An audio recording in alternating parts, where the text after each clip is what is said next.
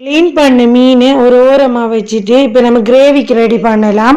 ஒரு மண் சட்டியில் ஒரு லெமன் சைஸ் புளி சேர்த்து கிரேவிக்கு தேவையான அளவு தண்ணி சேர்த்து நல்லா புளியை இந்த தண்ணியில் கரைச்சதுக்கு பிறகு அந்த விதைகளை நீக்கி ஒரு மீடியம் சைஸ் தக்காளியை சின்ன சின்ன கட் பண்ணி இந்த புளியில் சேர்த்து கையாலேயே நல்லா மசிச்சு எடுத்துக்கோங்க.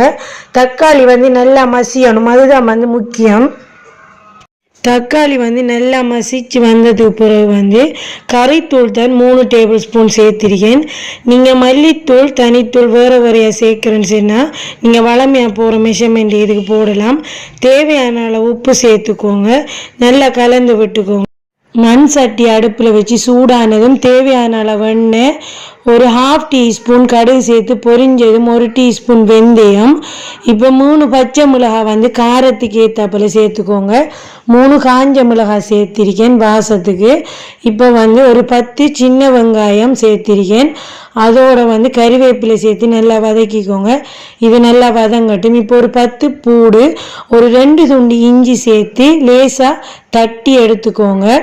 இதே மாதிரி தட்டி எடுத்ததுக்கு பிறகு நாம் இதை சேர்க்கலாம்.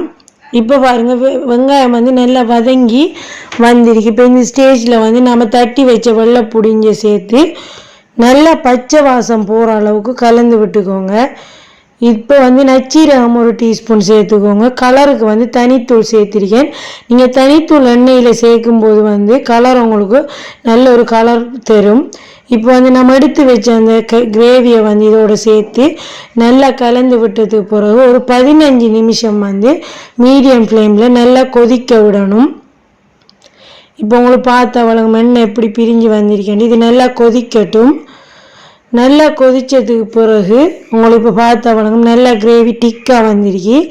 இப்போ இந்த ஸ்டேஜில் நாம் க்ளீன் பண்ணி வச்ச மீனை ஒவ்வொன்றா சேர்க்கலாம்.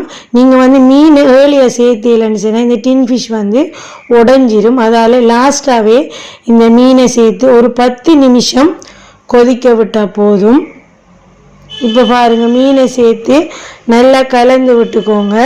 நல்லா கலந்து விட்டதுக்கு பிறகு நாம் ஒரு 10 நிமிஷம் நல்லா கொதிக்க விடலாம்.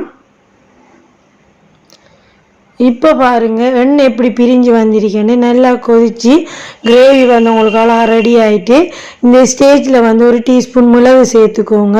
மொத்தமாகவே உங்களுக்கு ஒரு 25 நிமிஷம் 30 நிமிஷம் தான் இந்த மீன் கறிக்கு செலவாகும். ரொம்ப ஈஸியான ஒரு மீன் கறி. வீடியோ பிடிச்சிருந்தா கமெண்ட்ஸில் ரெட் ஹார்ட் கொடுங்க. தேங்க்ஸ் ஃபார் வாட்சிங்.